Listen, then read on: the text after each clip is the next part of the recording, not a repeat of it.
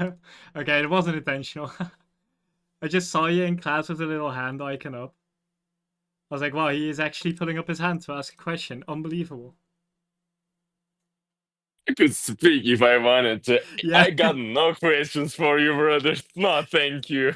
Yeah, no, exactly. I was like, why is he asking? Okay, have a good stream, man. Listen to Gressel, he's the Batman. Now kick me out, how do I get off on the phone call? Oh, yeah, thank you, thank you. Okay, so for this stream, what I wanted to do is because I think in general we are gonna get a pullback, right?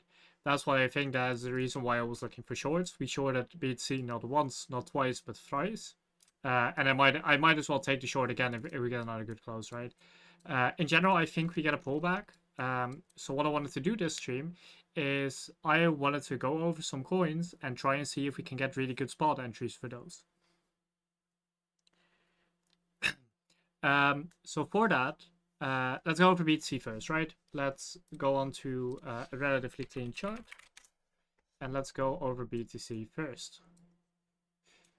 So, let's start on the daily. As you can see, we are currently above essentially all of my levels. If we take the little boxes as all of my levels, we are currently above essentially the last one. Now there are more levels up here.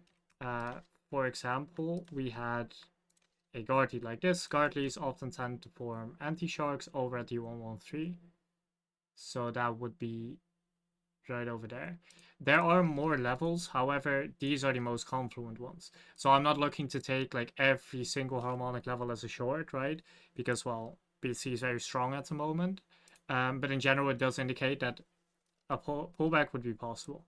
And even if we don't get the pullback right, just being prepared for possible spot entries is a really good idea in case we get it. If we don't get it, we just move them up or we just get different levels. So as for BTC itself, obviously, as you can see, we are bouncing really nicely. We are heading for another all-time high. And currently what we did is we showed some very clean price action right during the elections. We had a really nice guard down here. We reacted to it, went up. I kind of instantly started flipping everything to support, right? Because price action was really strong and impulsive. What we're currently seeing is that currently we are breaking above that last butterfly box. So the highest box, this one right here, and we are trying to flip this one into support. We seem to be succeeding. If this is actually successful, I think we can at least get right over here. So there's 1272 of the range. So this fib pool is pulled like this. This fib pool is pulled from the bear, what's called the last bull market mid, like the low in the middle, to the old all-time high. I think that is going to be a very significant resistance, but up until then, we don't really have too much above us. Up until then, it is actually just us dealing with this area and just consolidating for a bit after having such an impulsive move. The more interesting chart, in my opinion, is one, and this is indirectly BTC dominance. BTC dominance has hit that macro top area that we've been talking about for a very long time. Showed a very nice rejection candle. This candle, for those who know how to read candlesticks, this candle is very, very bearish and indicates a reversal when at a significant resistance level. Well, we are at a significant resistance level, right? This is the area I've been pointing out that it was very likely going to be a top for a very long time. So in general, I think BTC dominance is going to be weaker from now on. And we can see that in the actual interesting ticker right now, and that is ETH. ETH is very strong at the moment. This pool isn't a good one. ETH is very strong at the moment. ETH in general has finally broken out of this little range we have over here. And we even closed above it. You might have seen me yesterday in chat say that we need to close the daily above this line at least, or it's going to be a very good sign, bad sign. Well, we did. We closed way above it. So Ethereum looks very strong right now. Something I am looking at for Ethereum, and this is just in case we get a pullback over the weekend. ETH, in my opinion, really needs to close above the 0.5. Bro, I can see that, man. ETH really needs to close above the 0.5. And the reason for that is because if we take this as like a kind of cycle flip pool, we can see that we try to flip range mid into support a lot of times, and every time we get a really good bounce off of it, right? Close above, got a really nice bounce. Close above, really good bounce. Did we get it? Hey, we got it. Nice. And the same thing over here, close above, really good bounce. If this candle, now that we have properly retested it, right? If we close below, that is going to indicate a bearish retest. And this being a bearish retest indicates, and I don't think we are actually going to get the target, right? But this being a bearish retest would indicate range lows. Is that going to happen? I don't think it is. There's no reason to assume that it is actually going to happen. But we are likely just going to reject and go a bit lower. Same thing that happened here, right? On a bullish retest, we didn't actually go to range highs, but we did get a little bounce up. If we close below this level, if we close below 28,773, I am looking for a pullback on ETH. If we close above it, I am looking for either a retest and then higher, or just straight up higher. So this weekly close on ETH, in my opinion, is going to be a very important close. Now, what am I looking at for targets? Hey, your long is going really well. I can see that. Good job on that. I just went long into say with 95% of your point, brother. How about you don't do that? You should never, no matter how much. I know you're joking, by the way, because you joke around a lot. But no matter how confident you are in the play, you should never have that kind of allocation.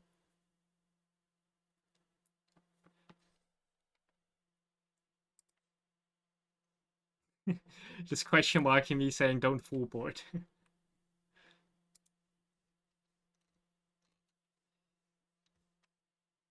I took additional depth 180% of my board. Well, at least it's on say.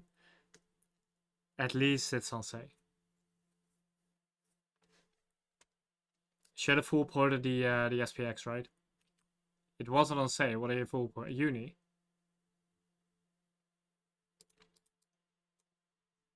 Or is it gonna be BTC? Okay, but then in general for ETH, what are the targets for this move? The targets for this current move that we have, because this was a bullish Leo, the targets for the move are these ones. We have just reached, I'll remove this one for a second. We have just hit TP1 on this harmonic. So this allows us to either go to TP2 or retrace back into the D point and then go for another TP.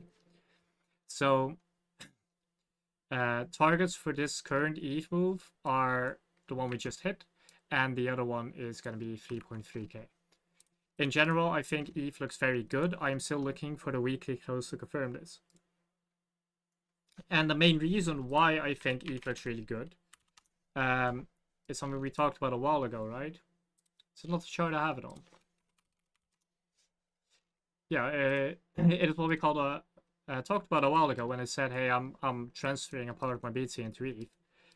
Is because ETH BTC has just hit that absolutely massive macro guard that actually took like 4 years or something to play out. We have finally hit that. So the actual targets I'm aiming for on ETH to BTC are the 382 and the 618. So that's one of the reasons why ETH is performing so well. One of the reasons why I think it's going to keep performing well. It looks like we rejected. That is very typical. Okay, anyway, that was a quick rundown because I just wanted to give a very small update on what I think about the market. In general, I want to look for spot bids, so that's why I'm just running through this really fast. Okay, first of all, let's look at BTC. Now that we've actually gotten a very interesting move. Let's see, because I am still looking to take this trade if we get a similar setup again. Okay, what I'm looking for, the hourly candle closes in 15 minutes. Um, so because our candle opened down here, these were the last like closes, and this was the last wick. Because we wicked the wick right over here, and we opened the candle below the closes. If we close below this red line, I will be looking to take an SFP short. Usually an SFP short is simply taken from the candle close, and then you put your stops above the wick. In this case, because BT is very volatile and wicking a lot of people out, I'm just going to keep the same stop loss. So I'm just going to keep it above this box. So in 15 minutes, we're going to look for the candle close. We're going to see where it closed. If it closes below the red line, we're going to be able to take a short. It's just going to be the same setup again. Can we do it 4 times in a row? It was TRB. But I wouldn't even put a single dollar into TRB.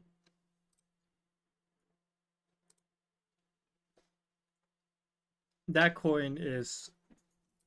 No, honestly, that coin, if you actually just put it in at the lows somewhere, it will eventually run because this is like the biggest scam token there is. This is quite literally the biggest scam token there is. I mean, it's at support, I guess. Okay. Anyway, let's get to the actual topic of the class. Let's start looking at some tokens. What did he say? I'll say. Oh, we can. Okay, we'll start with say. And I'll explain what I think about say, and then you guys can put some suggestions in the chat, and we are gonna start looking at those. Now, the coins I want to look at are coins that we can consider for spot positions. So something like this, like what on earth is that doing? Wait, what? Wait, what? I was about to say something like this, like I don't care too much about someone like CRO, right? It was the first token put in chat. I'm not looking at TRB. I can look at that later as well. Let's start looking at some bats. Now that is a very good idea. Okay, let's use the Bybit charts for this.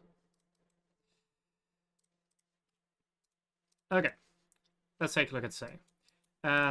First of all, when I am looking at higher time frame analysis, something I really like to do is I like to put in a fan at... I'm going to put it on log to make it a bit easier. I'm going to put a fan at the bear market low, essentially, just making sure I pick the right candle, to all-time high. This is very easy to do on a ticker like say, for the reason that this is literally all-time low to all-time high. Let's see, are we over here? We are over here. So, what information do we get by this? The information we get by this is how are we trending? For example, if a coin is just doing this, we are uptrending, but we are not showing significant strength, right? We are just going with the trend. However, if you start seeing something like what we're seeing right now, where we are going above the fan, retesting it, we kind of deviated below, now we are above it again and trying to reclaim it. This is indicating, hey, we have gone from this, we are now trying to get into this. And that is a steeper uptrend. So this is a sign of significant strength. So if we can remain above this point, I think say looks very good.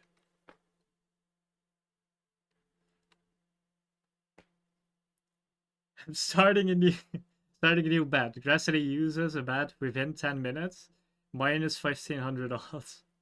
Grassity doesn't use any harmonics within 10 minutes. You know, the thing is, I draw up the harmonics on the charts, right? I don't need to. So I can just pretend that I get my magical boxes and not link them to harmonics. Like I can tell you, hey, don't worry about this one. Where was this? Don't worry about this one, okay? There's no harmonic to be found. This one's right over here.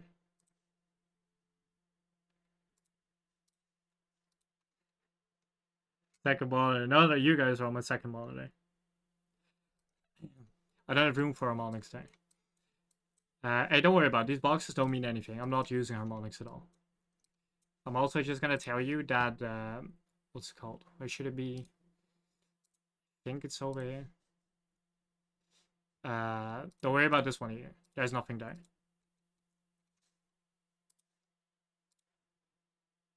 The second monitor, it is gonna help you a lot with cheat sheets and stuff.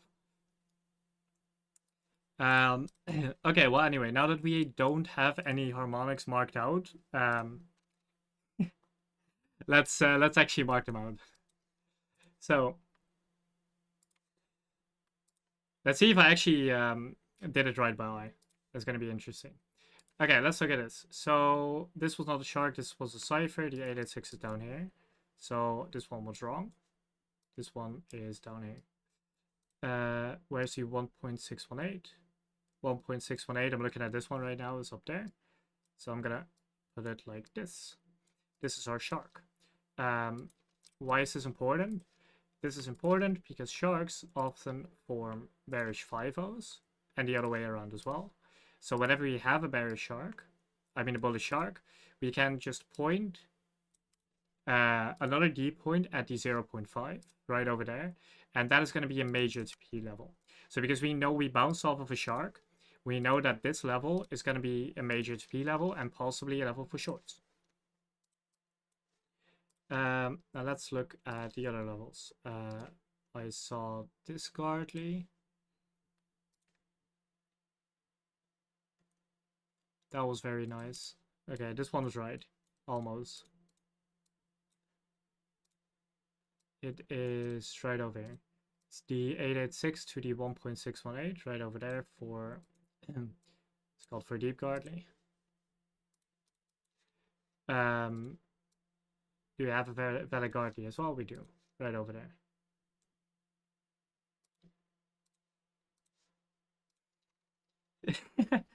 "20 seconds later starts off with a shark." You know, a shark is an animal. That is not a harmonic. Trust me. Okay, so because we are trying to reclaim this, right? We are trying to reclaim this fan. Yeah, no, I'm gonna start getting to actual analysis. I'm gonna start making it a bit easier to follow. I was joking around a bit. Okay, let's actually make it a bit easier to follow. We have some levels now. This butterfly is right over here. The 224, okay, it starts over here. Okay, anyway, I'm gonna keep it like this. I'm gonna drag this one down a little to showcase where it is. Okay, what I'm looking for here is where can say go? Currently, we have this fan right over here that we set at the start, right? I took it from all-time low to all-time high, which is a very clear indication of macro, right? Those are your two macro levels, essentially. And we are currently trying to reclaim this level.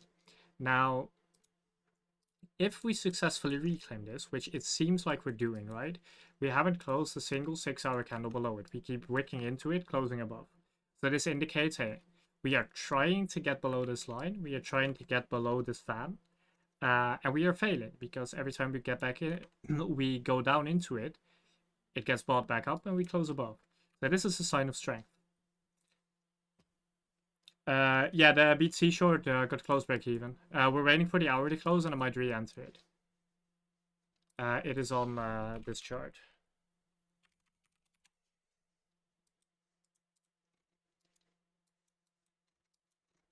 We're gonna re-enter if we close the hourly below this line. So for say, you can see that we are still above this point. We keep closing candles above this point. As long as this keeps happening, we can try and look for longs or for spot positions. Now, we are already in spot. The average, I don't think I have the average on this chart. The average is somewhere over here. Our average is somewhere over here. We took profits over in this region. We took profits at 100% spot. If we start properly reclaiming this level, I will likely look to add some back. So for a new spot position, somewhere like recompounding say can be good if we properly reclaim. Now what I don't like is that we wick this and started closing candles below it. I would have really liked to see some candle closes above these wicks to indicate that, hey, we are actually accepting above that level that we didn't accept above last time. But as long as we keep closing above this, I think it looks very good. Now, that is one level, right? So essentially, CMP is one level. If I put a little line there, CMP is one of the levels we can look at. But we want more levels than that, because what if we lose this? Well, we are still interested in, say, if we lose that. If I start drawing harmonics and I just take the X from over here, right? This is like the first low I'm looking at. I can also look at, for example, this low right over here. But looking at this low doesn't give us any valid ratios. Like 448 doesn't really mean anything. While the other ratio right over here, this gives us essentially a 0.5. It is slightly off. It is like 5.7% off, something like that. But it isn't that far off. So this is valid. We can draw two things with this. We can draw a Leo and a bat. These two have very similar ratios because they are essentially the same structure. A Leo is 0.5, then an A to C 0.382 to 0.886, then a B to D 1618 to 2618. You can also draw it from the 1272, but that is a bit iffy.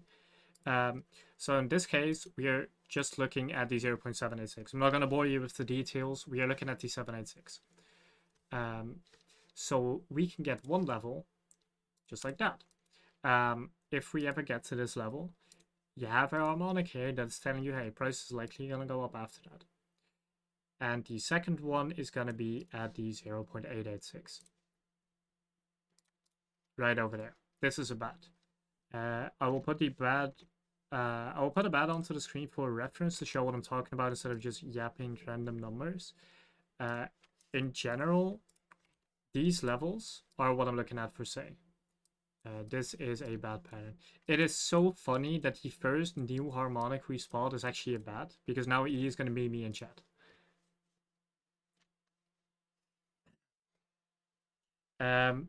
In general, this is what I'm looking at. And the reason I said there's also a Leo there is because a Leo is the same thing, but the 0.886 at the bottom is the 0.786.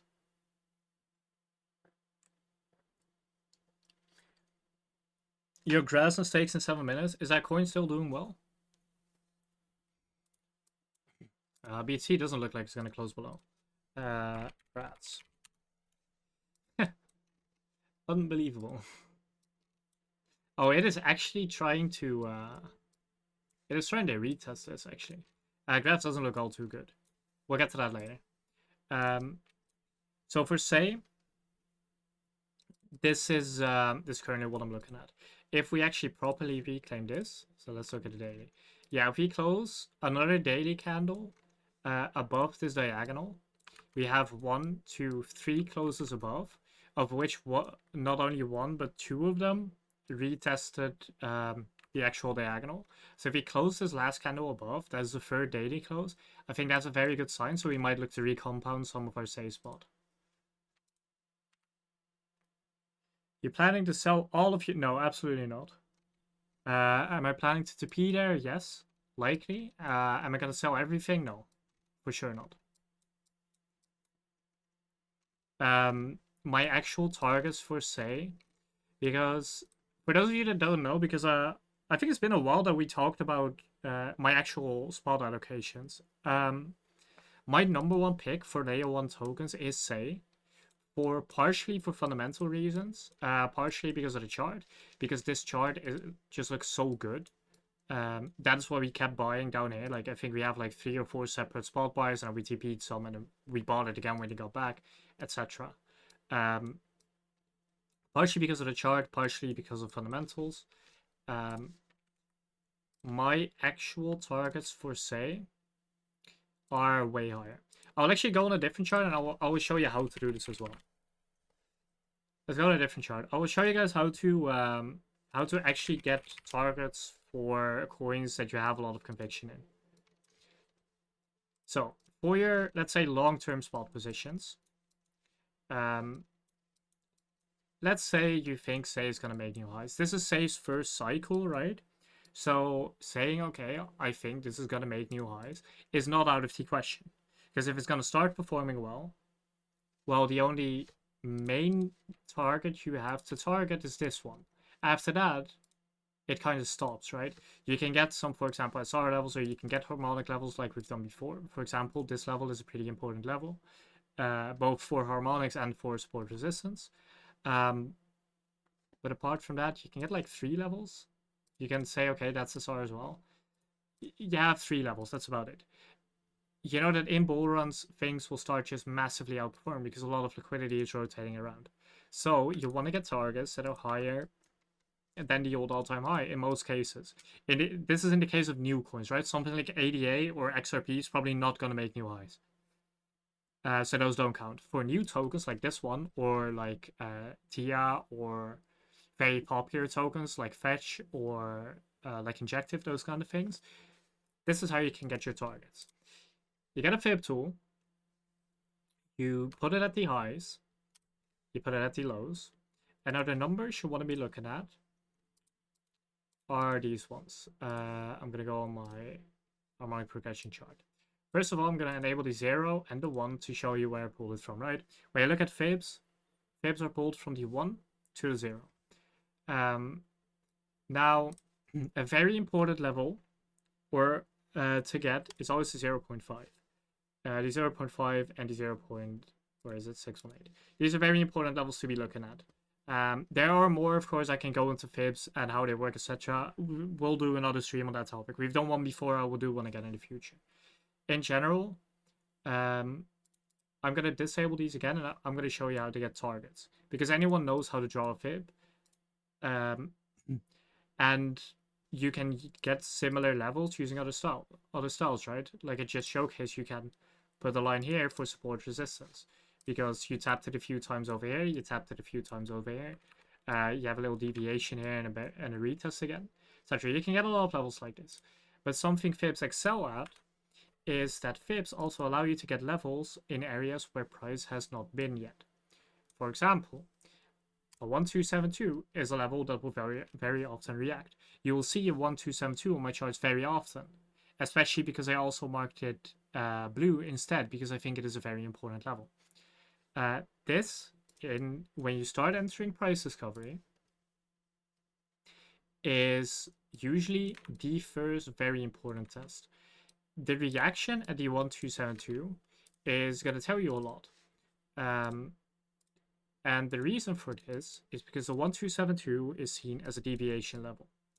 So if you heavily react to this, so let's say we break out and we heavily react to the 1272, there is a good chance that you're deviating. If you reject this level, there is a good chance that this is going to happen. This level is my first TP in price discovery. That is also why I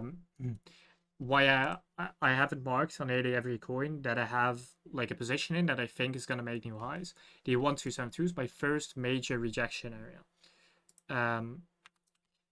Apart from that, you get a little bit of breathing room, for the reason that apart from that, you only want really strong levels, because a single fib level is not going to do too much, so you only want the strongest level. The strongest level are the 1.618 being the golden ratio, and the 2.618 being the golden ratio squared. These levels nearly always react. And I know saying something nearly always reacts is a big statement to make. You can go on any chart. If you get a good fib pool into price discovery, the 1.618 will always react, or almost always. And you can backtest that, right? The hourly close way too high. Okay, we're not shorting. You can backtest that, right? Let's start with SPY, one of the most important assets in the world, right? One of the biggest assets to trade. Major market cap, whatever it is. It's not an asset, I know, it's an index. Still, let's draw that same fib pool we just have and look at the 1.618. Well, as you can see, after touching this 1.618, we briefly deviated above it, right? This is something that stocks really like to do. Forex does this as well. We went back, got the bearish retest, and instantly dropped back down to the 1272. But you can do it for different assets as well. This was one I did live, right? Where we were in a call and Popcat was about to enter price discovery, and I said, okay, this is the level you're gonna want to TP. You can look at this and see, okay, I'll just remove this real quick. You can look at this and see, okay, where did we get that first proper rejection? We got the first proper rejection on that 1.618. No matter the asset, your 1.618 heading into price discovery is a very important level. So that is what I'm looking for as a main target. This is going to be my heaviest TP for say if we get it. Now the other target is the 2.618. This is a rather high target, and the last one being a 3.14. These are essentially all of my price discovery targets. Whenever I look at price discovery coins, these are the 4 targets I look at. So as for how much I'm planning to sell on my safe spot, I am planning to have sold about 50% when we get into price discovery. And then I'm gonna divide the other 50, I'm gonna divide the other 50% over these levels depending on the reaction. So if we just rip through the 1272, I want to P. If we react to it, I will TP. I will TP the 1.618 regardless, and same goes for the other 2 levels. But essentially, this just a simple fit pool with these levels. This is how you get targets for heading into price discovery. So I'll put this into chat as well. These are price discovery targets.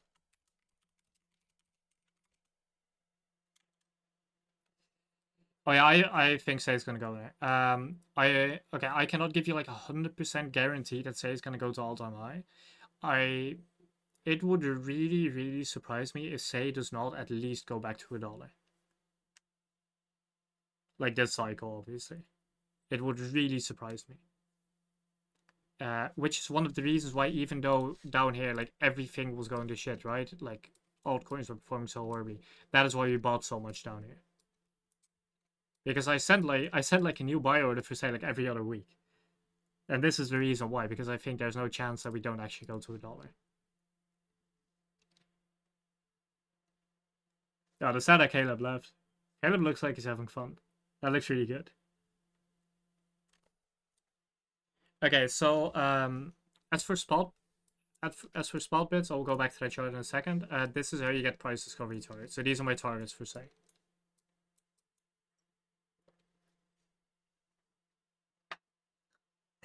Had to drink for a second. Others dominance still looking weak. Yeah. I can explain you why in a bit, and I'm that is gonna be something very characteristic, because I'm gonna you know what? I'll show it in a bit. Let's go back to say first, and post the spot chart. So for say for spot, as a quick little recap, what we were looking for is if the daily closes above, we can potentially look to add over here and just recompound our spot positions from down here. If we lose this level, I will look to add back on these 2 purple lines for the reason that there's a bat there and there's a Leo there. I will send a detailed chart of literally all of the spot picks that I'm actually gonna get into tomorrow or the day after, because I usually don't chart on Saturdays. Because I want to go to more tickets, right? And actual fully charting the way I make setups just takes longer. Chart with, no, we only charted Say and the majors right now. We didn't chart Soul either. I'll go with Soul as well. Okay, so this is it for Say. I will post another chart later. Why do I hate Saturdays? Okay, because I want one day where I don't chart, right? And for those of you that are like relatively new to the charts, Saturdays are by far the lowest volatility day. Like, it is not even close. If I go to this chart, I don't think I have anything on it. No, not really. If I go onto this one, right, and I go onto like a 4-hour,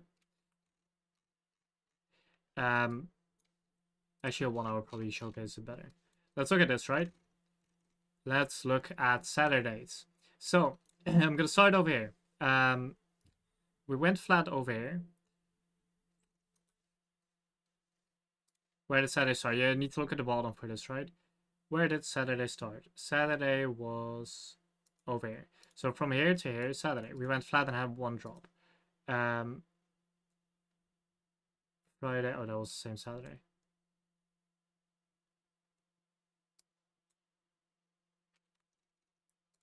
Let's see over here. Saturday to the. Actually, I should be doing this on a daily. More or less, what you can see here is that Saturday usually opens and closes at about the same place. So when you see very dry days, it is usually a Saturday. Saturdays are the lowest volatility day on BTC by far. So events like these are usually just Saturdays. So if you want to get into charting a lot more, and if you want to chart a lot, take your Saturdays off so you get some rest and you won't miss that much. Okay, anyway, let's get back to what we were gonna do.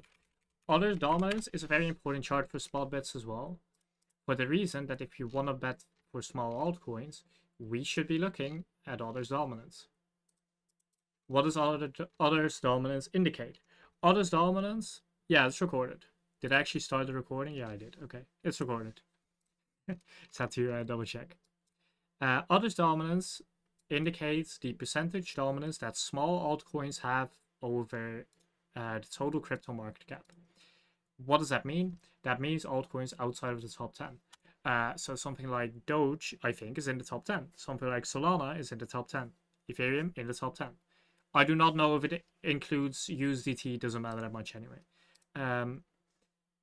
So all of your small altcoins, they belong into this. So this is something like your ENS or your LDO or those kind of tickers. Those are in this list. Your actual altcoins are on this list. So if this chart looks bad, you don't want to be positioned into small altcoins. If this chart looks good, you do. So let's look at this. Now, a lot of you might instinctively look at this and think, I want to draw a trend line. And I can see why, because you can easily draw a trend line somewhere like this. Now, I will show you the reason why I don't think this works really well. How do we actually draw this trend line? Like, how do we go about this, right? Let's grab the trend line tool. Let's start over here. Do we attach it to this candle close right over here? Because that is only one touch, so that's not valid. So do we make it higher for like a second touch, then a third touch? Well, in that case, we are now below it, even though the actual trend should be down here, right? In general, you have a lot of ways in which you can draw this. So you can draw a zone. That makes a lot of sense. You can absolutely draw a zone. However, what I prefer is I just draw a fib from all-time low to all-time high. Just draw a fan. And there we have a trend line. Now, what does that tell us? First of all, I'm going to check if this doesn't actually go to 0. No, that is 0. Okay, that is a listing bug. Okay, don't use this wick. There's no way. That was in 14. I don't know. I don't think this is a very relevant wick. So I'm going to take the low after, which is this one. Yeah, that is a very relevant point. Okay, so what do we see? What we see, and I'm going to keep it at this fan right there or more levels. I'm going to keep it like this just so it's a bit easier to see. What we see is that if I now go on to a lower time frame, that we are dropping out of this.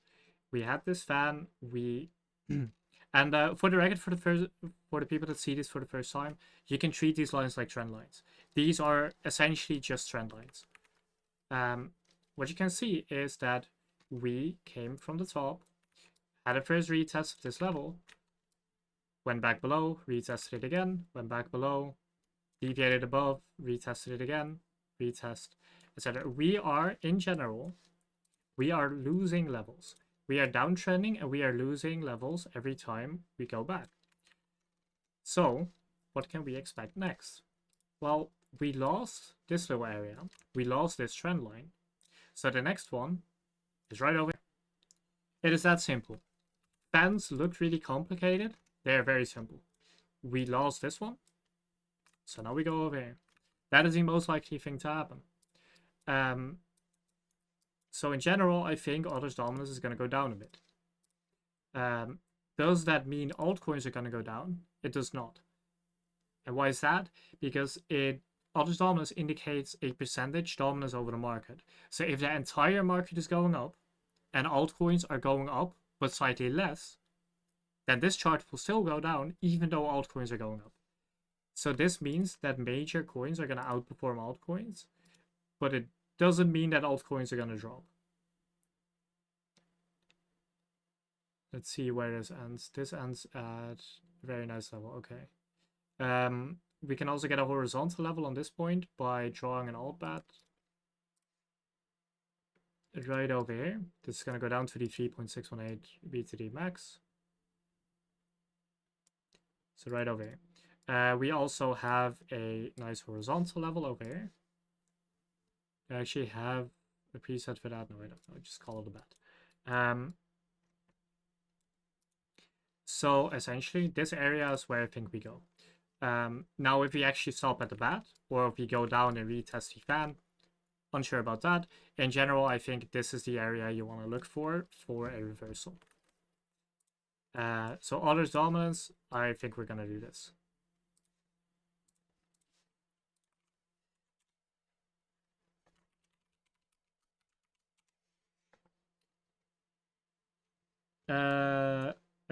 I saw whiff in chat.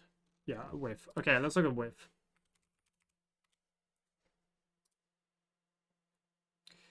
What's the difference between that? There is no difference. The reason why I do it is if I go onto a very busy chart, right?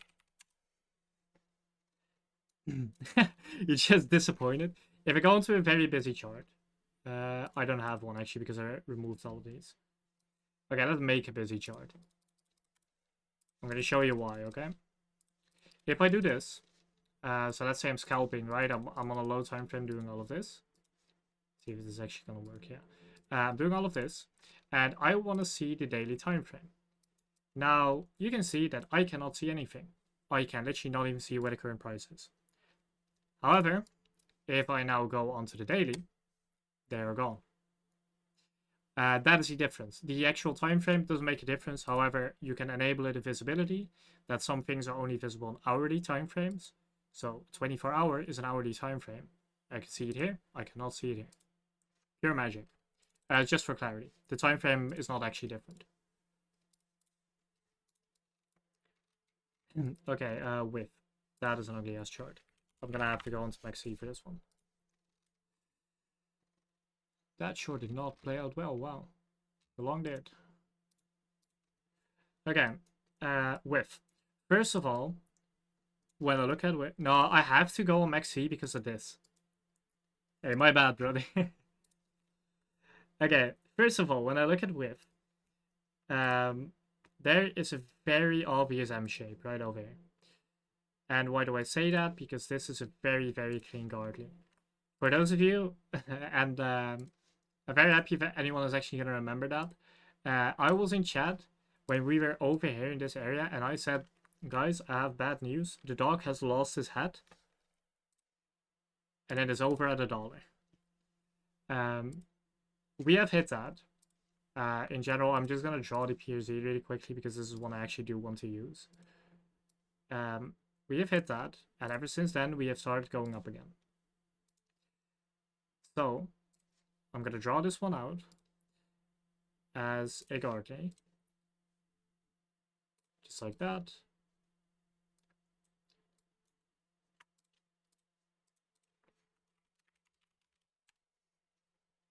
Oh, I don't care about the side though.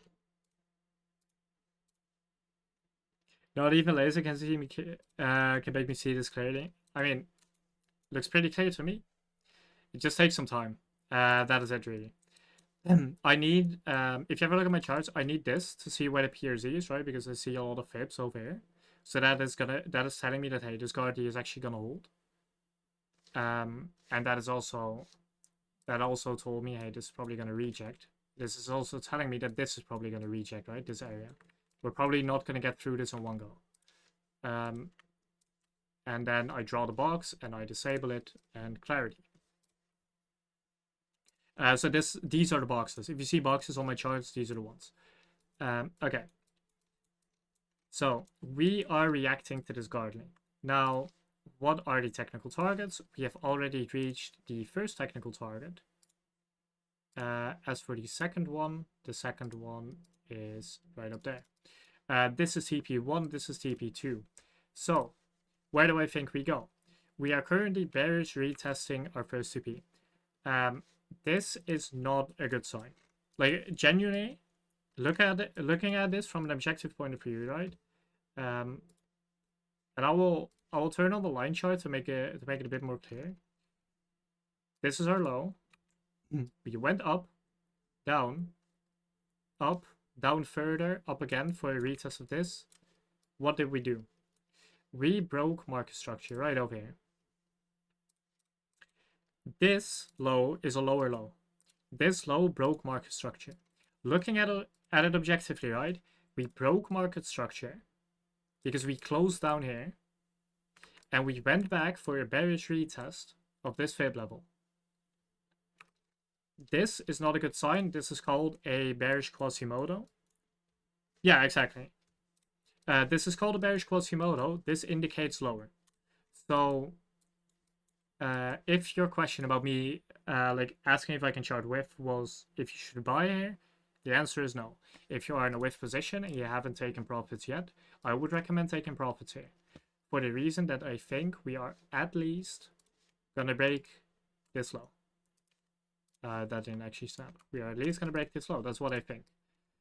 For the reason that we broke market structure after a lower low, right over here, we are now putting in the lower high onto that 302 fib. Logically, lower low, lower high, we can expect another lower low. This counts until we close above this wick. If we close the daily above this wick, I will consider this broken. The actual market structure wick is up here, right? But I will consider it broken the moment we close above this. So until we close above this level, I think whiff is gonna go down. Even though BT looks as good as it does, right? Whiff doesn't, in my opinion. We're gonna hit 2.5 before going lower.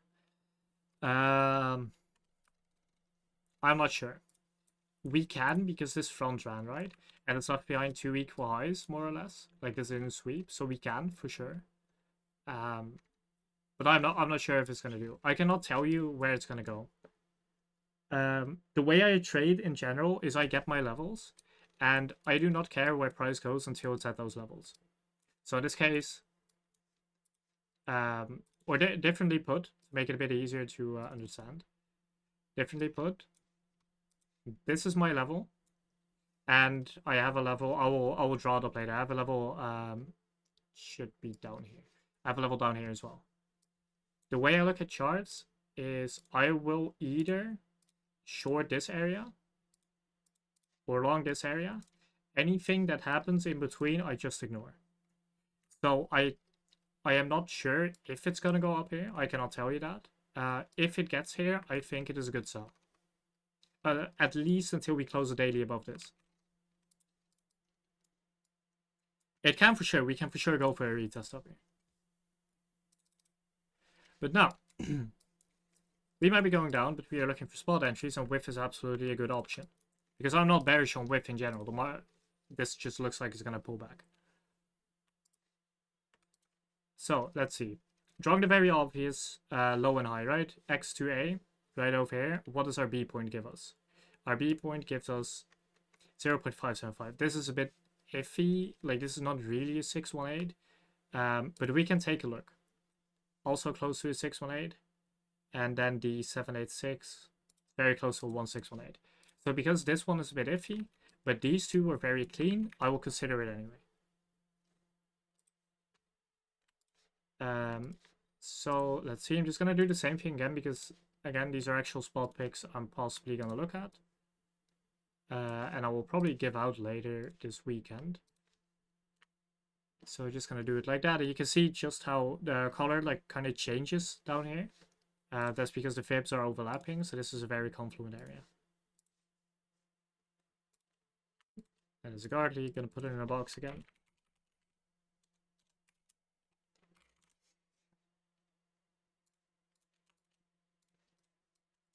just like that. We now have a level to bid. Now we have one level to bid. We also have a level a bit lower. These two are very far apart though. In general, what I would look at is this is going to be bid number 1. Just slightly above tap PAZ because this is a very obvious card. A lot of people are going to bid this one. Then we have like a bunch of lows over in this area that are untapped, right? All of these wicks are higher than the next one. So anyone that longed in this area put their stops like below the wick. If you longed here, you put your stops here. If you longed here, you put your stops here. If you longed here, you put your stops here, etc. So if we touch this area, we like to go lower until at least the next place with stops. So I'm going to take the wick before that and take that as a bid. That is bid number 2. And then a stink bid at the top tag RDPUZ. The lowest one would be a stink bid. Invalidation would be a single close below this. If we have a close below this level, that would be a stop loss. I'm gonna make that 1 red.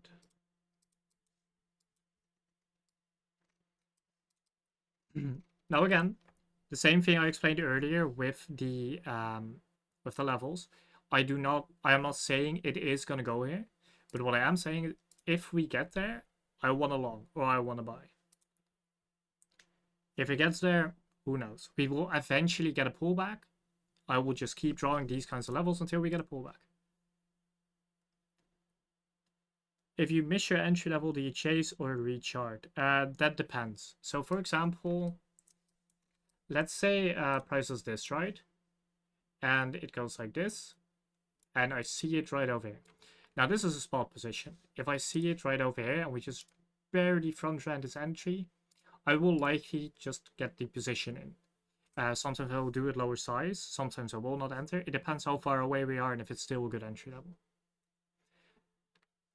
And the reason why I think it is okay to do that, because you're slightly chasing price, right, is because we have more DCAs anyway. This first entry is just to touch the position initially. You want to get in, and then the DCAs are to get a better entry. Or alternatively, if you now go up and start flipping a level to support, for example, you can remove one of these DCAs and add it. I do not chase on leverage. On leverage, I just let the play go. On spot, sometimes I will enter slightly late because it is still a good level. Because let's compare these two entries, right? This arrow and this one. And then take the estimated targets.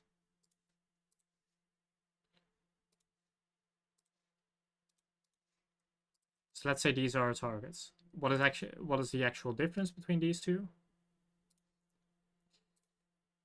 It's not that big, honestly. 32% to 37%. You're happy with both. And the same thing for the stop loss, right? It's going to be about the same because you're DCAing down.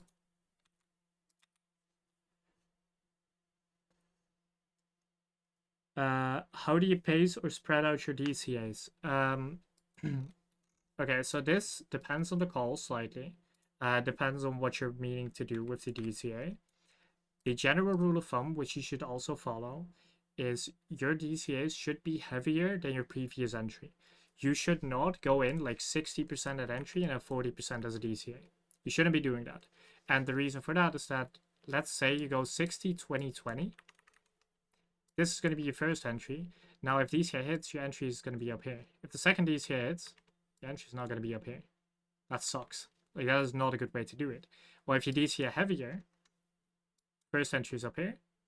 And if you DCA, let's say 1.7 times heavier, your new average entry is going to be down here. If you do the same thing over here, your new average entry is going to be down here. So you want to DCA heavier than your initial entry, and then the previous entry. I usually just put that to round numbers. So let's say, what are some round numbers? Like 20, 30, 50, something like that. The general rule of thumb, because this is like slightly personal preference, is you should DCA heavier than your initial entry. Are you from OCE? No, I am Dutch. Ik kan ook Nederlands gaan praten, maar dan kan de helft me maar verstaan. Dus laten we dat niet doen. Okay. Yeah, yeah, no clue what it just said. No, there are a few, but I know there's a bunch of Dutch people, so I knew we could do it. I said I can talk Dutch as well, but there's only a few people that would understand it. DCA meaning the level or a margin. This is for spot. In futures, I genuinely recommend do not DCA. I think DCAing in futures is very bad if you do it consistently. Now, if you have a play that is very confluent but requires a DCA, sure, every now and then you can do that if the play absolutely requires it, right? But if you consistently DCA in futures, you're not going to be profitable. And it might sound really harsh, but okay, I will show you why. It's a quick detour from the topic. Let's say you are entering like this, and you are using two DCAs. You're DCAing over here. I mean, that's your initial entry, right? You DCA over here, DCA over here. Now, if every DCA is heavier than the next one, your initial entry is going to be very, very low.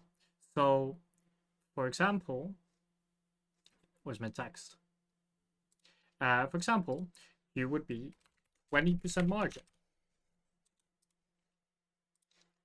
And on the second DCA, you would be 30% margin. Why am I even running out? Don't margin. 20% size, 30% size. The reason why I'm correcting this is because margin in risk to reward system doesn't matter. It is all about position sizing and 50% size. Now, what happens if one... Wait, I'm gonna change one more thing. I'm gonna put TP1 at 1R. 1R, TP1.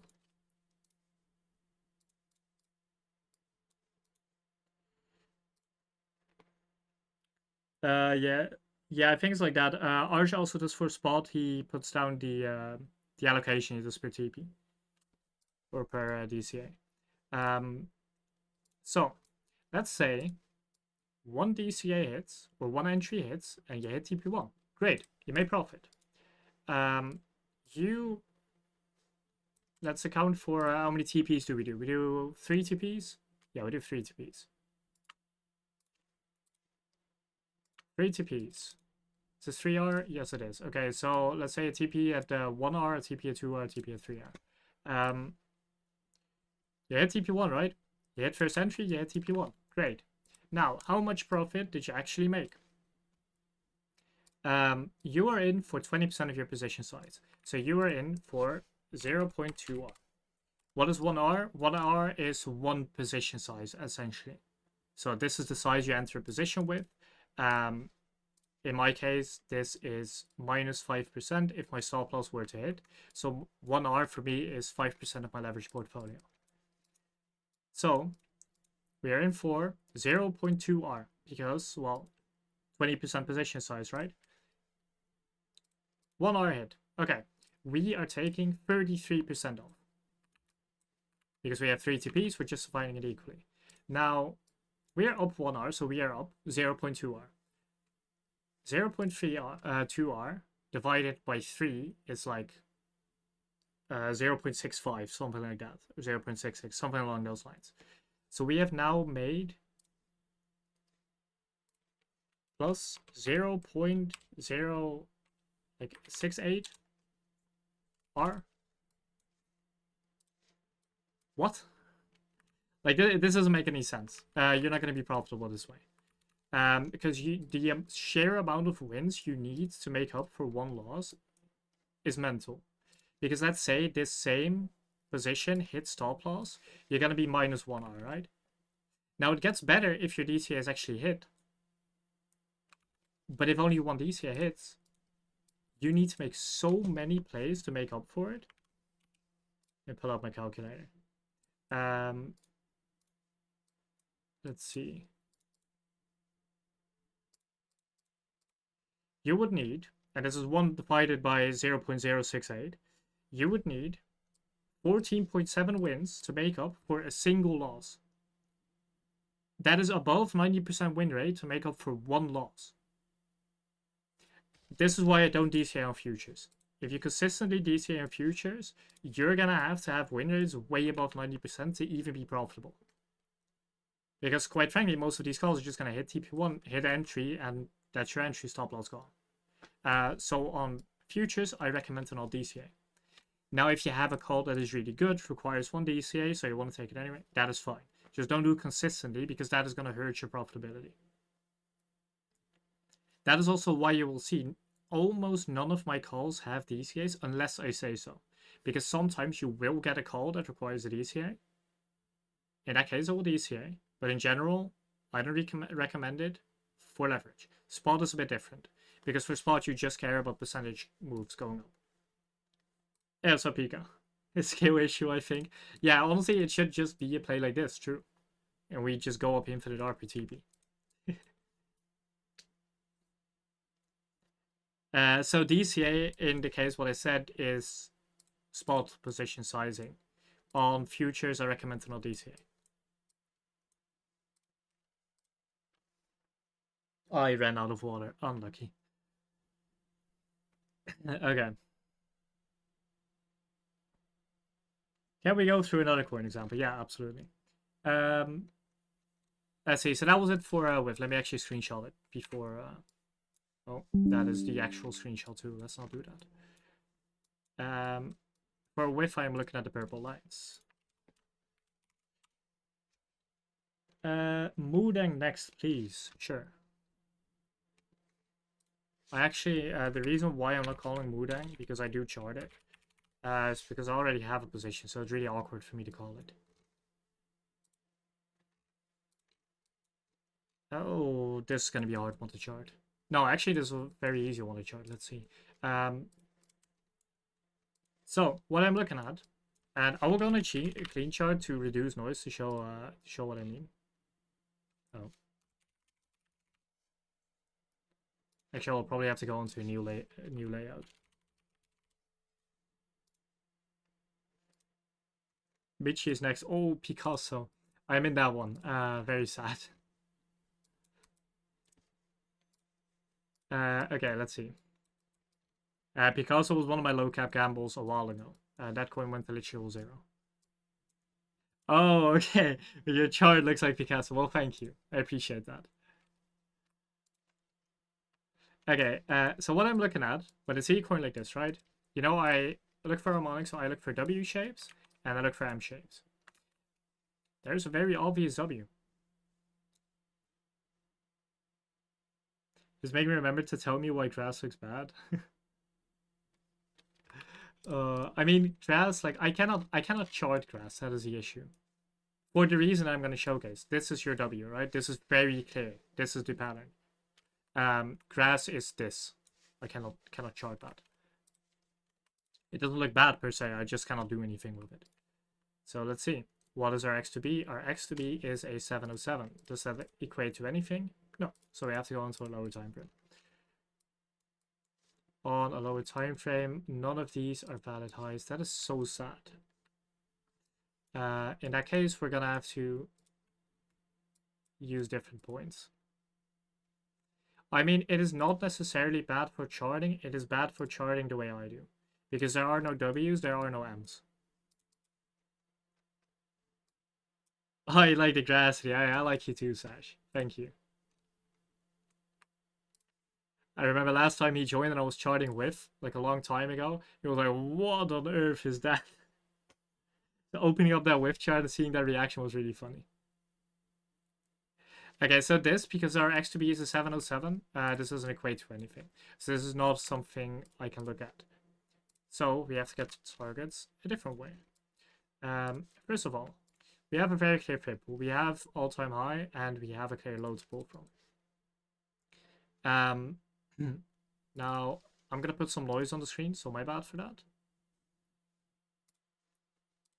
These are essentially all of our fib levels right now. Mainly, what I'm looking for is we kind of already had the retest of this area. Yeah, butterfly crab is a pretty nice meal. Brother, why are you eating what's it called? Why are you eating butterflies? I can see the crab, but why are you eating butterflies?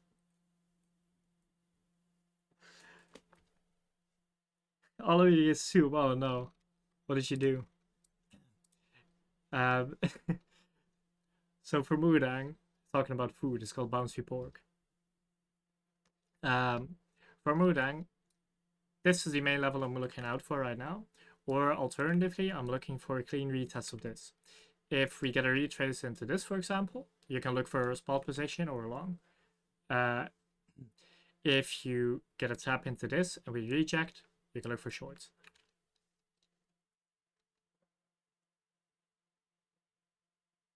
Wait, what did you do? That's not it's surgery. What did you do to your ear? Did you fall off a motor? Wait, did you fall off your motorbike? Or surfing accident or?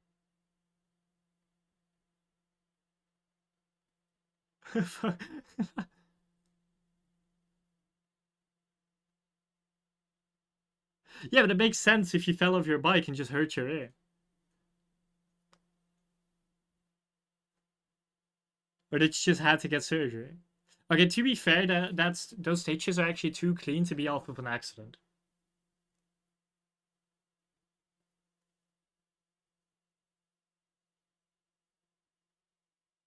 The chart low cap meme coins too.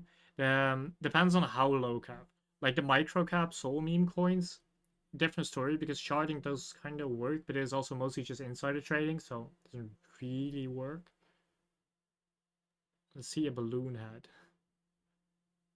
That is mental. That picture is mental, Serge. God damn. I'm not gonna respond to that, Cryo.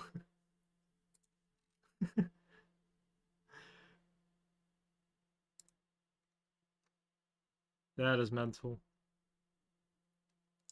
But yeah, I do chart meme coins, but it depends on how much of a low cap. For example, I'm gonna flashbang y'all. For example, found out about this chart today. It was not this one. Found out about. Hey, where is it?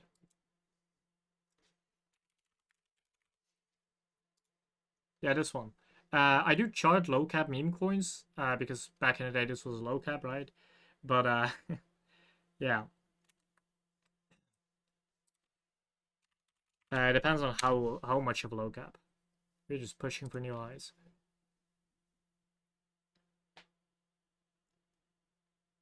Yeah, I'll see you later, Sash. Um, so for Mudang, I'm looking for this, but both of these levels are a bit sketchy because we are looking very strong, right?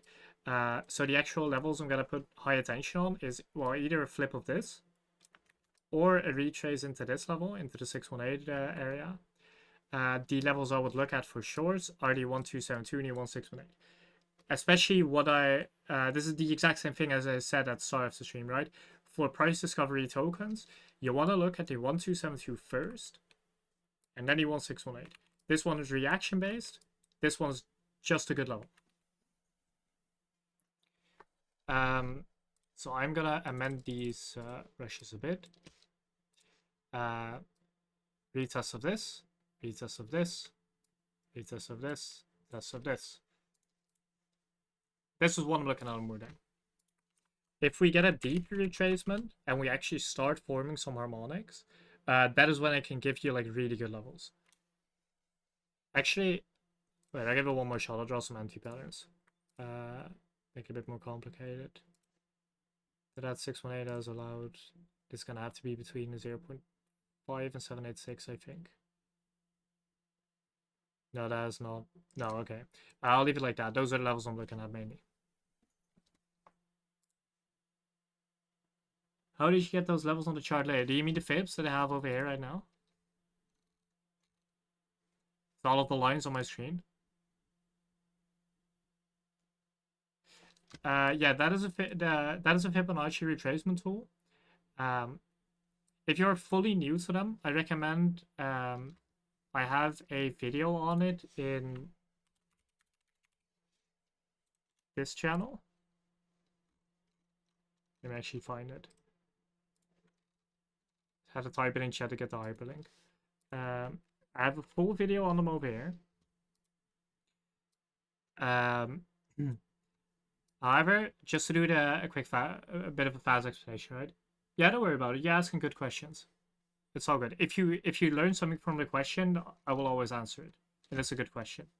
Um, this is the fib tool. In general, I took it from the highest point to the lowest point. And the reason for that is I am essentially saying this is a very important part of the chart. And so is this one. Because this is a very important high being all-time high. This is a very important low being all-time low, essentially. I mean, we had like whatever there is on the left of this. This is our first significant low. And then I did it with these levels.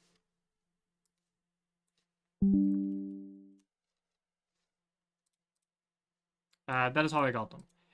If you wanna reduce noise a bit, is it this one? No, I have too many fibs. Yeah, no, okay, I'll just keep it like this. I would use those levels.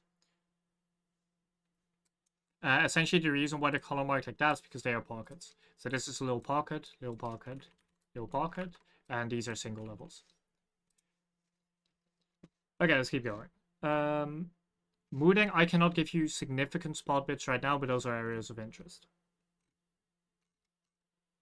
Let's see. What was the next token? Can you try the arrow? Sure.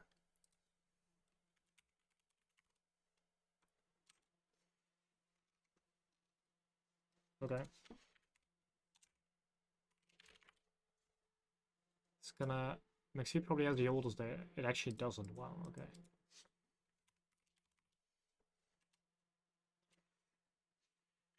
Is there more data for this coin, or is this it? No, there is. Okay, that looks like the oldest chart. Yeah, I'll do Michi after. If I miss your coins after this one, I'm doing Michi. If I miss any of your coins, put them in chat. Like bump them up a bit. Okay, now first thing I'm seeing is I'm seeing a 5-0. So the 0.5 of this is going to be a significant level. We are currently at that level. Incredible. Okay, I'm going to have to chart it up then. I think oh, that's actually not that well. I'm gonna have to chart this one up because 5-0s are really hard to judge by eye, so I actually have to draw this up because I cannot see it without. Even though I usually can. Unlucky. Okay, this is...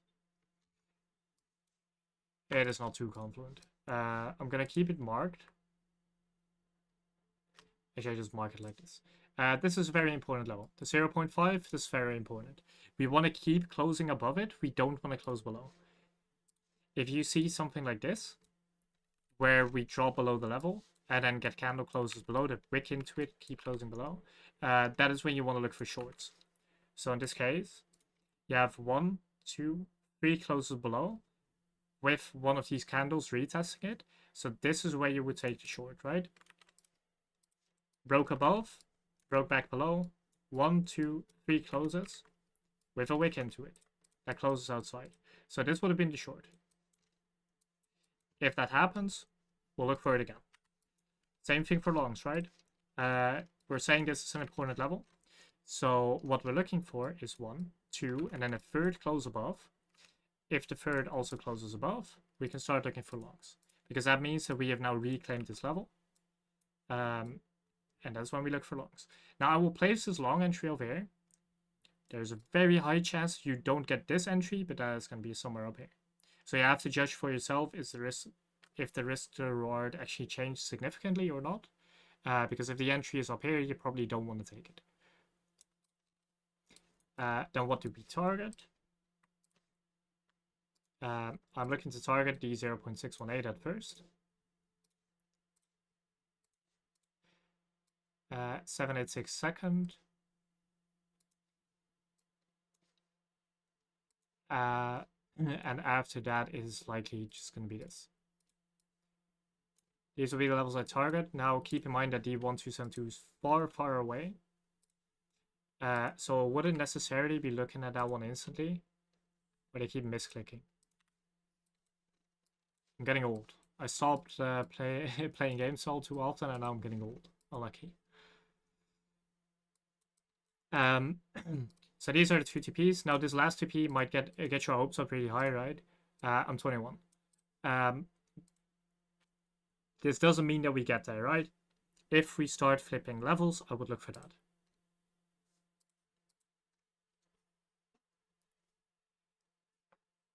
Okay, so I got the Spirit Shot reference, and now you're confused that I'm 21.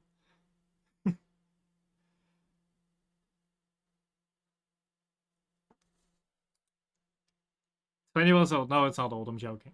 21 isn't old. I spend a lot of time in esports, so age is a bit scuffed there. Where if esports players often retire around like 20, 26, 7, or 28, along that area. So that is like kind of a joke, but also kind of not, because that's when they retire, right? That is considered old in the esports world. And something like 18 is considered young. Something like 21, 22 is like somewhere in the middle. Hey, sick. I went there too, actually. And so it was really fun. You mean in London, right? Say, yeah, that's true what he's saying. I am 7 years old, 7 years younger than Ahmed, and I am giving him homework. He's doing it as well. He's a good student. Oh, in China. Oh yeah, wait. Amazon in London was last year. Yeah, no, my bad. I'm detached from the lead world. Okay, let's keep charting. For arrow, I would be looking at something like this. In general, these highs are equal, which is very annoying because equal highs don't form anything. So let's see. No, that's not nothing either. Does this form anything? No. Okay. If we lose this level, I would look for shorts. If we keep it, I would look for longs. This is a very important level where we're at right now. In general, you want to mainly TP this. You can look lower, but that is going to be your main TP. You can look somewhere over here on this SR level. This would be the main TP. And I will also TP this. So that's it for arrow.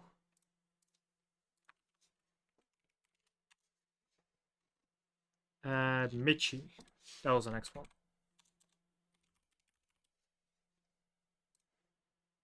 Oh my god, okay. What on earth? CoinX? That is not much better. Okay, same disclaimer I have to give once every stream.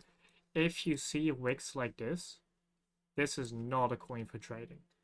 Because this indicates that liquidity is very low, that not a lot of people are trading it. So if you really like the project, I think this is a meme coin, right? But if you really like the project, for example, you can invest in it. Clearly, it has added risk because not a lot of people are trading it.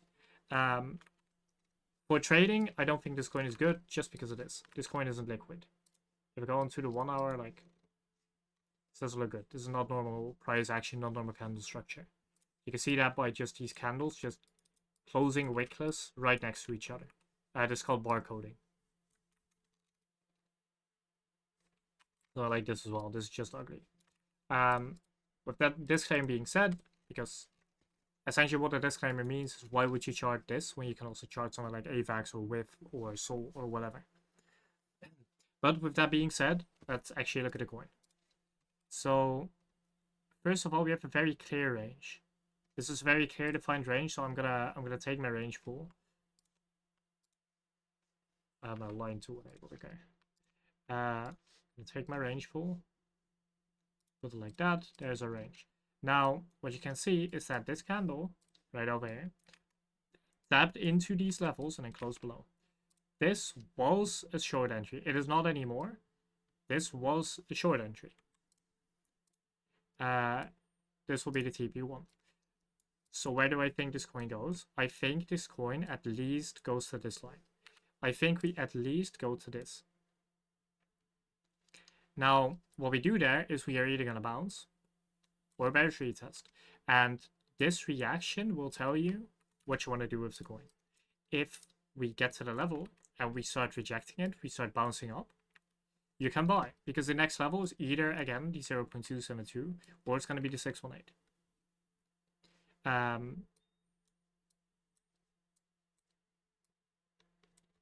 So it's essentially this. Put a bunch of arrows on the screen. This is essentially what we'll be looking at.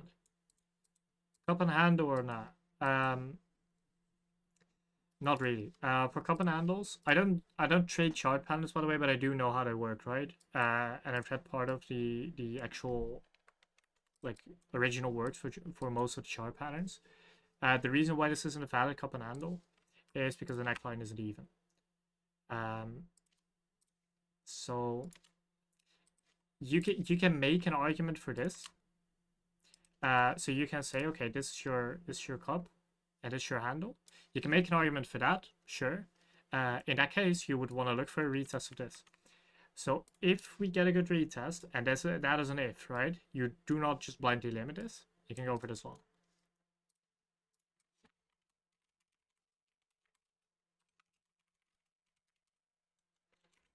What does a good reaction mean? A good reaction means that you touch the level and then close below. I mean above in this case. Hey, what's up, Maddie? So in that case, you can put your stops either here or over here. I'm looking at the candle close to the left. And these lines over here are your TBs.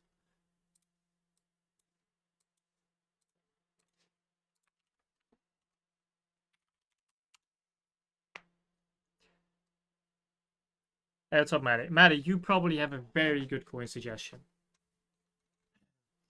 What coin are you looking at?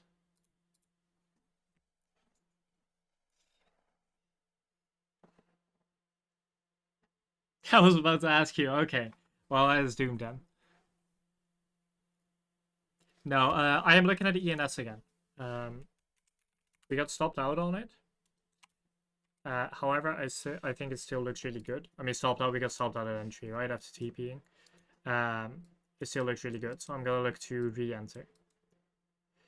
In general, the reason why I put my stops at entry, because you might say, hey, why do you put your stops at entry if you're going to re-enter anyway? This is a downtrend. Banana with head, I am not charting that. If I cannot see it on training view, I will not chart it. That is the requirement for token suggestions. I don't want to go into deck screen and everything.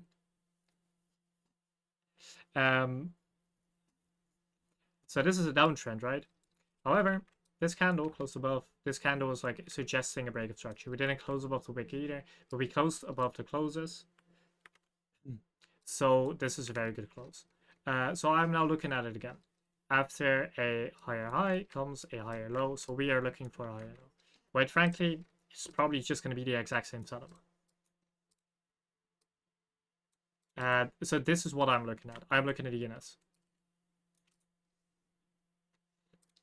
Why do I say the exact same setup? Because the garden is still there, right?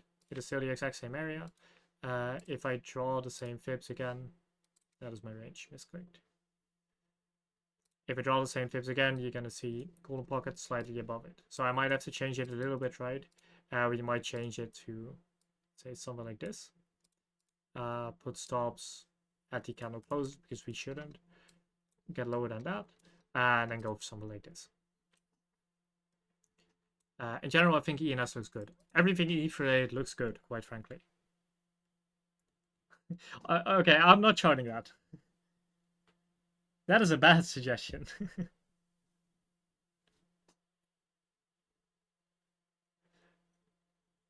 Now, in general, the reason why I'm saying I don't want to chart that, by the way, is for one simple reason. Those coins have a lot more to do with what other people are doing, right? And what other people are going to say. And now you can predict that by predicting news. First of all, I don't have the time to predict news in a single stream because that takes some time. Second of all, I like consistency. And for consistency, I just want to play against the market because the market is a very consistent opponent. So I want to trade against that. Now, I can do that by going onto any coin on TradingView that is like relatively traded, and I will trade against people and against the market. People are easy to beat. The market also beatable a bit harder. I would rather trade against those opponents than trade against whatever Tate is planning in his head because I don't understand that fella and I don't want to understand him. Okay. Grass. Now, I think you missed the start of the stream. I was explaining why grass is really hard to chart. Um, it is just going up. This coin is really hard to chart for the way I chart because it is just going up. However, I do have some levels for you. Yeah, no, don't worry about it. It's a fine suggestion. It's a popular token. However, I do have some levels. What are these levels? Magic. This is the Fib sequence itself. So this is a rather uncommon way of using Fibs, but it does work really well. As you can see over here, right? We need to flip every level to support before we go higher. So this doesn't work, right? So we go lower. Resistance, support, etc. So this one I'm looking at, we have currently bearish retested. So I think this coin is gonna go a bit lower. How low does it go? Very hard to judge. This is a very, very strong token. I cannot give you any clear setups for the reason that there are no M shapes. Like literally none. There's not a single one. So this coin is really hard to chart. I have essentially one option, and that is to look. Oh, you know what? Scrap that. We have one. I have an harmonic. I remove that. Oh yeah, I'll see you tomorrow, Maddie. Tomorrow's going to be a really good class. We're going to go into a lot of Fib stuff. But it's a bit easier than the actual Fib class, with less info. You have a maker chart, I do. Very sad. Okay, so we have something that is called a white swan. This is an informal harmonic pattern. Essentially, I take it from the 236 over here to the 886 down here. Now you might think, how do we know if it's even going to work? And we know that by doing the exact same thing that I do with every single harmonic. Just like that. And we can see a density of fibs in this area and this area. So for the white swan, take essentially this one and this one. Now, I know I'm doing a lot of things that a lot of people have never heard of. Usually, I skip informal harmonics in my streams because of that, right? But this chart, quite frankly, doesn't have anything else. Usually, I try to keep my streams relatively simple, even though I have a bit more of a complicated charting style. These two levels are support and resistance, essentially. So if we pull back, and I think we do for the reason that we bearish retested this, right? We drop below this level, retested it. So I think we go lower. However, we haven't broken mark structure yet. That's important to know. This is your low, essentially. We haven't closed below these kind of closes, so we are not downtrending yet. We are still uptrending. So there's no like heavy reason to assume that it's going to go lower. But because it is retest, we can have our doubts. We can say, okay, it's reasonable to say it might go there. Now, what I can say is if we go here and you want to get into this token, I am not looking to get into this token for the record because it's an airdrop token.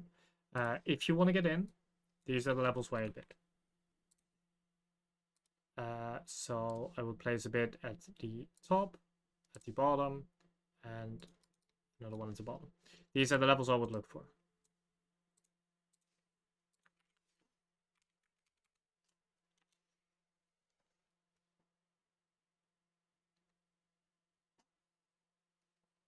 Arsar near Pendle Jupe. Okay, let's look at RSR. Never showed it up before, I think.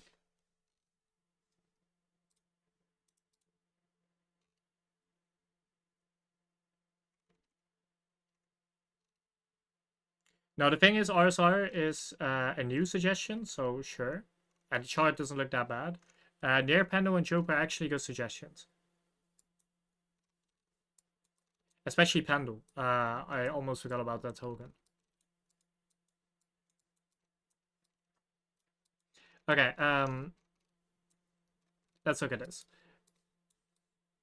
This is really high. So first thing I would say is this token looks like a gaming token or a metaverse token because of how bad it's performing.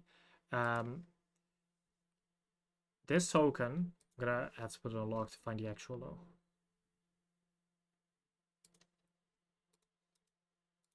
This token hasn't even reached the first fib level yet. This token is performing very badly. So, my question, as always, is why would we chart this token instead of a token that has broken at least the first fib level, right? Now, that doesn't mean that it cannot perform because this coin is moving, right? This coin is getting traded. So it's fine. This is a fine token to trade. So let's look at it. I'm going to have to start on a higher time frame.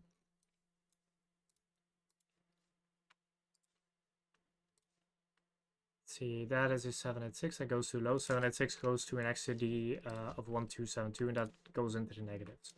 I don't think this token is going into the negatives. No, so let's skip that. Nothing valid there. Yeah, nothing valid.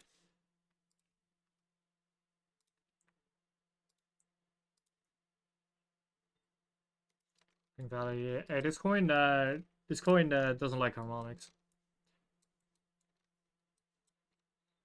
Let's see. Do we actually have anything? No, we do. Okay, never mind. Never mind.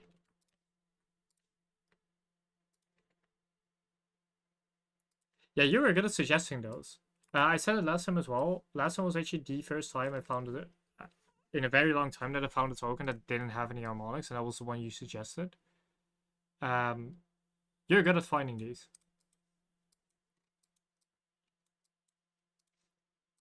Which is a good thing, I think. Yeah, yeah, exactly. Thank you. Okay, so as for this token, this is what I would look for. Gonna draw it up real quick to see its validity because I am giving setups, right? Should also be something else here. This is called a max Gartley. If you're someone that's trying to learn harmonics, ignore the informal ones. They work the same way, but focus on the formal harmonics first because they are more important. Because they teach the fundamentals. It's a Gartley and a deep Gartley.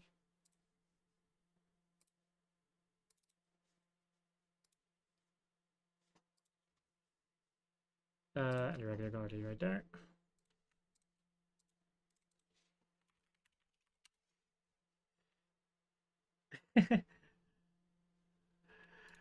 Yeah, that is one hell of a skill to have. That is like you might have some hidden skills regarding harmonics, but you just got the debuff that the charts you actually find don't actually have any. It's gonna be one hell of a cool skill to have. Okay, these are the levels I'd look at. Now this 1272 kind of max card over here is not all too confident except for the liquidity over there. This is where it starts getting interesting because you have a BT 1.618. So this is where I would actually start looking for plays. I would put my stops right above there, just right above these candle closes over here. But in general, the way I get to these stops is I look for a stop loss above this box because these are my levels, right? So I look to the left and just look at structure. These are the most common closes right over there, so I just put my stop slightly above there. What do we target? We target the TPs, these levels. SP is going to be the 618. So something like this. This is what I would look at for RSR. Now we might get front ran by this little box.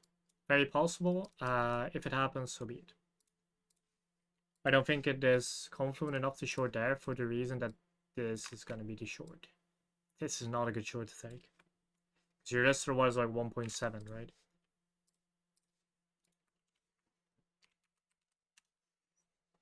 right? For spot bids, by the way, because this stream was about spot bids, I would not bid this coin because we haven't broken out of the bear market range. We're still trading in the bear market. So this coin I have no reason to assume is going to perform really well. If you do want to get into spot, give some levels real quick. You can take a fib pool from the low to the high. And you get some levels right there. This is also very good confluence because this being the 0.382 to the 364 pocket also gives you macro confluence, so that is a good level. So possible spot bits would be over here or over here. Send the same chart again. More noise though. Near. I'm gonna go through the last tickers that are there, so I'm gonna go through near, tube, and pendle. Then I'm gonna call it. If you have any tickers, put them in chat before that so I can like remove one to pick the other. Or maybe if we're fast, just add it. Okay, so as for near. Near looks very good. I'm gonna showcase near BTC first. As to why I think near looks good. For those of you that don't know, because I don't always chart the BTC pairs. BTC pairs indicate how well a coin is going to perform against Bitcoin. So near USDT tells you how the price is doing compared to USDT.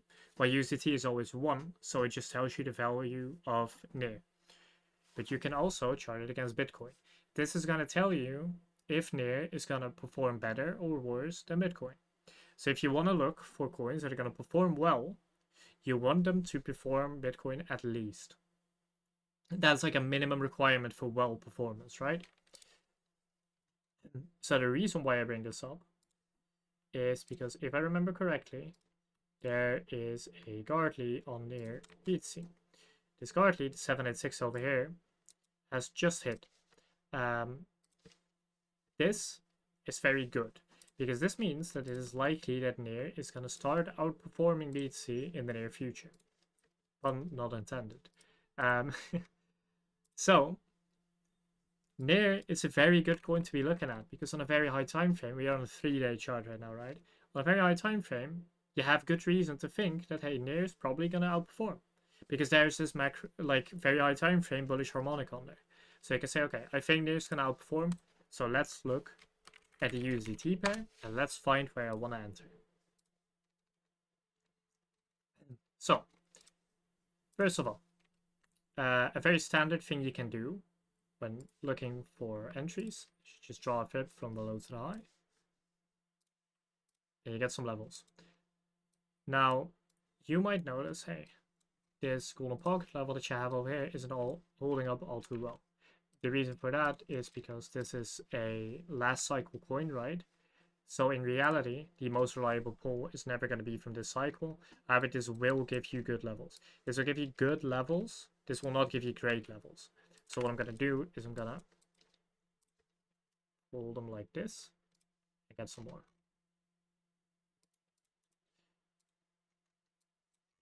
Much better. What I just did is a little trick. Fibonacci tools work better from moves that have already completed. So because we assume that near is going higher, we also assume that this is not a completed move because we think it's going to be like a move like this, for example. So this is going to be the eventual fib pool. So that is why this fib pool doesn't work all too well. While this one is very good. Yeah. So let's look at it like this. We essentially just have support and resistance levels now, right?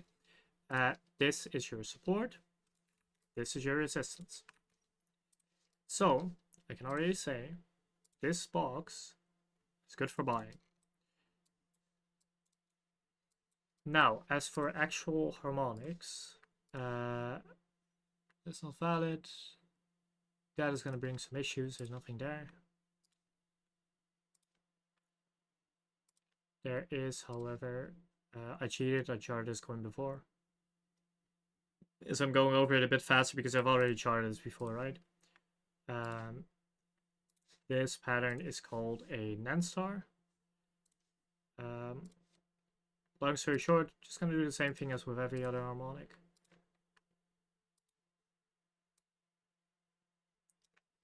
just like that, and we get some very complement levels. I forgot one.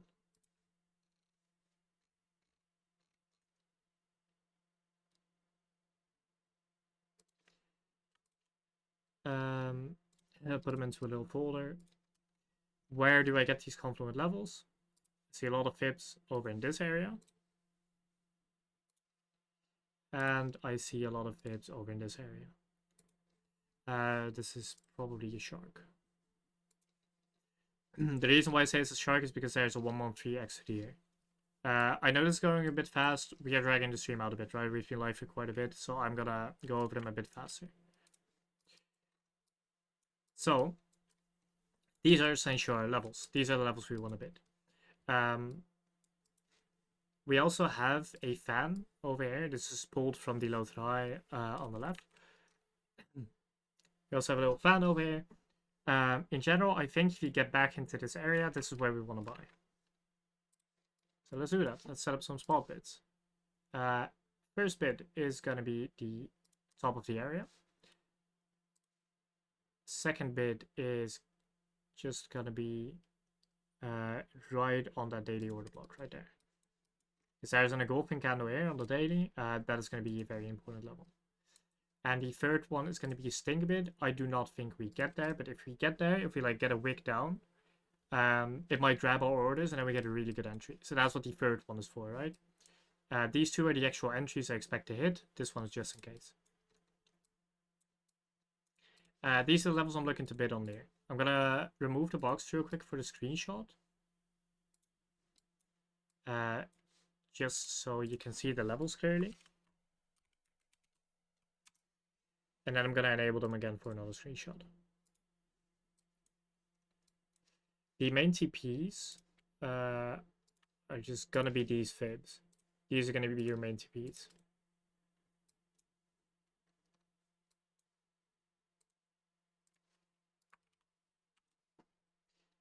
That is it for near. Let's go to dupe.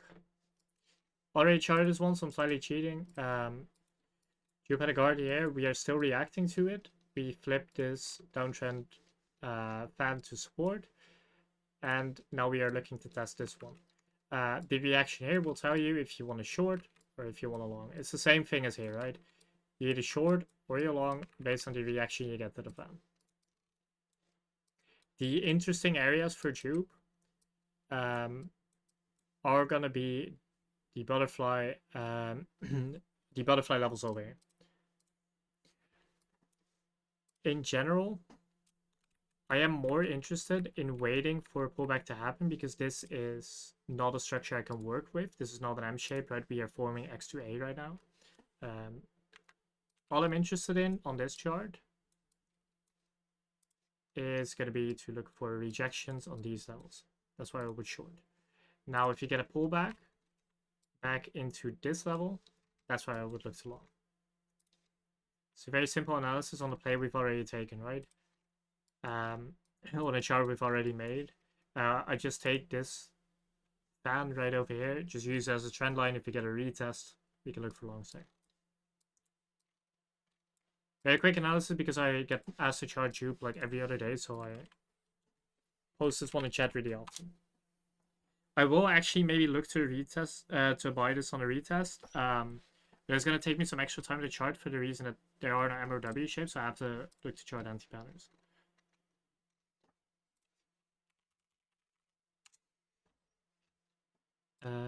Pendle reacted really nicely to the deep guardly and started going up. Now we want to look for the next level. I'm gonna just delete this one because it's not relevant anymore. Let's look at Pendle. Pendle used to be one of my favorite coins to trade. Back over here. I kind of stopped trading it and I don't even know why. Hey, what's up, Caleb? I saw you're having a good time in Dubai. How's it? How is it over there?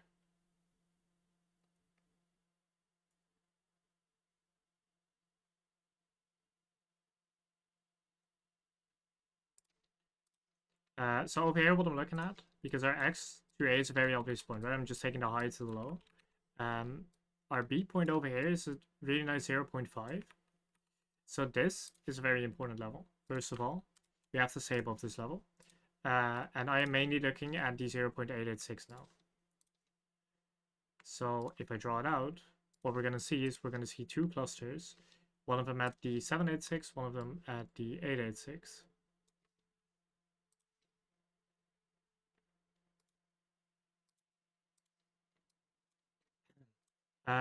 This one's really low actually.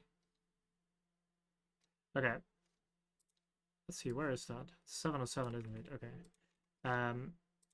786 was not too confluent, however the 886 is.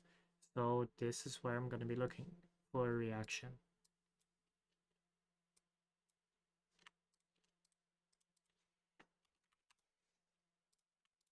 Hide all of the noise. In general, I think Pendle is going to go up to this level. Pendle is a very clean chart. Usually, Pendle reacts very well to harmonics. So getting this retest and rejecting it likely indicates that we're going to go to the next level. But it's not an area to buy. Okay, even a bit overrated. Wait, Pendle flip RS, or do you just mean an SR flip? This Pendle's SR flip is really good. You can draw a support resistance zone like right over in this area, which we flipped almost perfectly. Yeah, you can do the same thing over here, right? This one as well, which we didn't flip yet, but we did break above it. Pendle is a really nice coin to trade. So what can we do with it now? Well, we have made a downtrend, then broke it again, made an uptrend, right? We are closing above it, we are uptrending now. So what I am looking for on Pendle is this is an area I would bid because this is the 0.5 from XAB. So that indicates mid-range. That is a very important level. If you want to go for a DCA or if you want to have multiple bids, you can go on a lower time frame. If we just draw a fib, 618 is right almost at the same level. We can make several bids out of it. Spread it out a little, put one over here at the 707 at the top of that deep guarding box. These will be the levels. In general, I am mostly interested in this level. This level is very confluent. And your target would be this bat. If we hit this bat, I would look to short.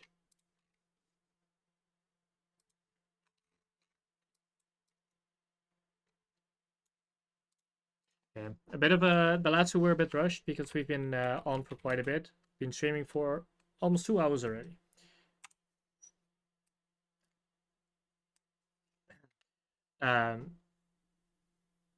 So I think that is about it. We got some nice spot bits. I am mainly from the stream. I am mainly looking at near. I'm gonna rechart that. I'm gonna rechart Jupe because I think Jupe was really interesting. We had some at the start as well. I already forgot. The goldfish memory over here. Yeah, I'm gonna look at some of the tickers we went over in stream. Yeah, with it was with say near Pando and Jupe. Those are the tickers I'm mainly gonna be looking at. Stayed up till 4 a.m. just for you. That is very cute. Thank you. I appreciate that. Yeah, thanks for the questions, Rasong. It's nice having people here, having so many people in chat asking questions. Okay, I'm gonna end the recording here, and I'm gonna end the stream in a bit.